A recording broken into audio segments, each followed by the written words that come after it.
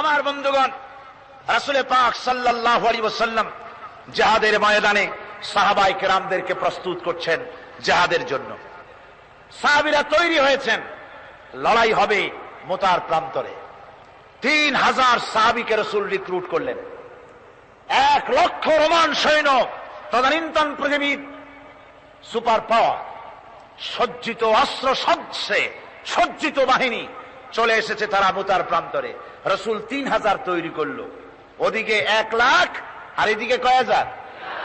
হুজুর নিজে এই জিহাদে যাননি। রাসূল পাক বললেন, এই জিহাদের ময়দানে সেনাপতির দায়িত্ব পালন করবে আমার পালক পুত্র যায়েদ। কোথায় তুমি? যায়েদ দাঁড়িয়ে গেলেন।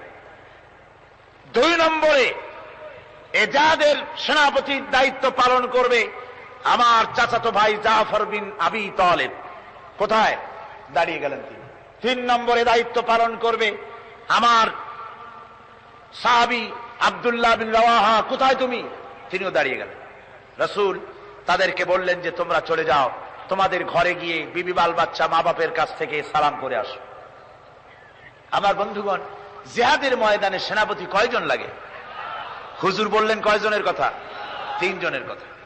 তার মানে হলো কারো বুঝতে কোনো কষ্ট রইল না, এই জিহাদের ময়দানে 3 জনের নাম যে নবীজি ঘোষণা করেছেন, এর ভিতর থেকে একজনও ফিরে আসবে না। বোঝা হয়ে গিয়েছে। হযরতে যায়েদ বলেন, ইয়া রাসূলুল্লাহ, আমার আব্বা জান, আমি আপনার পালক পুত্র, আপনি অর্ডার করেছেন।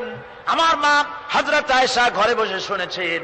আমার তো আর যাওয়ার দরকার নাই, কারো কাছে বলারও দরকার নাই। হযরতে জাফর বিন আবি তালেব চলে গেলেন নিজের বাড়িতে। যে ডাক দিয়ে বলে, বিবিরে, আল্লাহ রাসূল আমাকে জিহাদের ময়দানে সেনাপতির দায়িত্ব দিয়েছেন। আমি তোমাকে বলতে এসেছি, সালাম করতে এলাম। তোমার সঙ্গে একসঙ্গে দীর্ঘদিন আমি ছিলাম, কোন হক তোমার আদায় করতে হয়তো পারি নাই, হয়তো জুলুম করেছি, অথবা আমার দ্বারা তোমার অধিকার নষ্ট হয়েছে। কিছু যদি কোনো ভুল ত্রুটি হয়ে থাকে, আল্লাহর হস্তে আমারে মাফ করে দিও। বিবি বলে, প্রাণের স্বামী, রাসূলুল্লাহ আপনাকে জিহাদের ময়দানের জন্য নির্বাচিত করেছেন, আমি আপনাকে ফিরে থাকতে বলতে পারবো না। সুতরাং আমি আল্লাহর দরবারে দোয়া করি।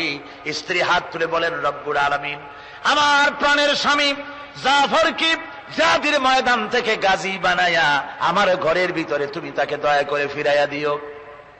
হযরতে জাফর তরবারির উল্টা পিঠ দিয়া স্ত্রীর হাতের উপরে মৃদু আঘাত করলেন আর বললেন, বিবিরে, উল্টা দোয়া করো না, উল্টা দোয়া তোমার আল্লাহর দরবারে কবুল হবে না। যেহেতু নবীজি আমার নাম 2 নম্বরে ঘোষণা করেছেন, আমার আগেও একজন আছে, পরেও আর একজন আছে। ও বিবি, নির্ঘাত ওই মুতার প্রান্তরে আমি শহীদ হয়ে যাব। জনমের মতো দেখা করতে আসলাম, এই জীবনে তোমার সাথে আমার আর দেখা হবে না। আমার বন্ধুগণ, হযরতে জাফরের স্ত্রী কাঁদতেছেন, বিবি বাচ্চাগুলা কান্দে। হযরতে জাফর বলেন, বিবিরে, এই বাচ্চাগুলি রেখে গেলাম, যে রাস্তায় আমি জীবন দিতে যাচ্ছি, এই রাস্তায় আমার ছেলেগুলোকে তুমি তৈরি করবে। সালাম করে তিনি চললেন। বিবি কাঁটা কবুতরের মতো জমিনে ছটফট করতেছে, কাঁদতেছি, আর পিছনে পিছনে ছোট্ট ছোট্ট ছেলে মেয়েগুলি আব্বা আব্বা বলে চিৎকার মেরে দৌড়াতেছি।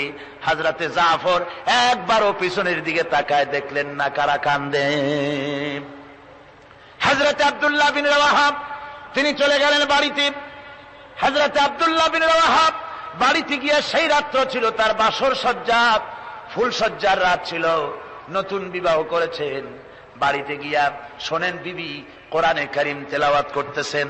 হযরতে আব্দুল্লাহ বলেন, রুমের বাইরে দাঁড়িয়ে, বিবিরে, আমি তোমার স্বামী আব্দুল্লাহ এসেছি, আমার সালাম নাও, কোরআন পড়া একটু বন্ধ করো। রাসূলুল্লাহ আমাকে জিহাদের সেনাপতি বানিয়েছেন, আমি জিহাদে যেতেছি, নতুন বিবাহ হলো, কোনো হক তোমার আদায় করতে পারি নাই, তুমি আমাকে মাফ করে দিও, আল্লাহর হস্তে আমার উপর কোনো দাবি রেখো না। বিবি বলে, প্রাণের স্বামী, কোনদিন আপনাকে দেখি নাই, কোন রকম একটু দেখেছি, আর আমি মদিনার এক সুন্দরী মেয়ে, আপনি আমাকে ভালো করে দেখলেন না। আমার প্রাণের স্বামী, একবার আপনি ঘরে আসেন। স্বামী বলে, ওগো স্ত্রী, ঘরের ভিতরে আমি যাব না, ঘরের ভিতরে গেলে বলে তোমাকে দেখলে আমার মনের ভিতরে প্রেম ডাকবে, তোমার প্রতি আমার ভালোবাসা জন্মাবে, আমি ঘরের ভিতরে ঢুকতে চাই না। স্ত্রী বলে, প্রাণের স্বামী ঘরের ভিতরে যদি আসেন, আল্লাহর কসম আমি কোনো প্রেম নিবেদন করব না, আমি শুধু প্রাণ ভরে আপনার চেহারাটা একটা বার আমি শুধু দেখে রাখতে চাই, যাতে করে কিয়ামতের দিন লক্ষ কোটি কোটি মানুষের ভেতরে আপনাকে আমি স্বামী বলে যেন চিনে নিতে পারি। হযরত আব্দুল্লাহ বলেন, ওগো স্ত্রী, যদি এই ইরাদা তোমার হয় আর যদি তুমি ধৈর্য ধারণ করে থাকতে পারো, তাহলে কিয়ামতের দিন আল্লাহ রাব্বুল আলামিন আমি যার জন্য জান দিতে যেতেছি ওই মাবুদ মেহেরবান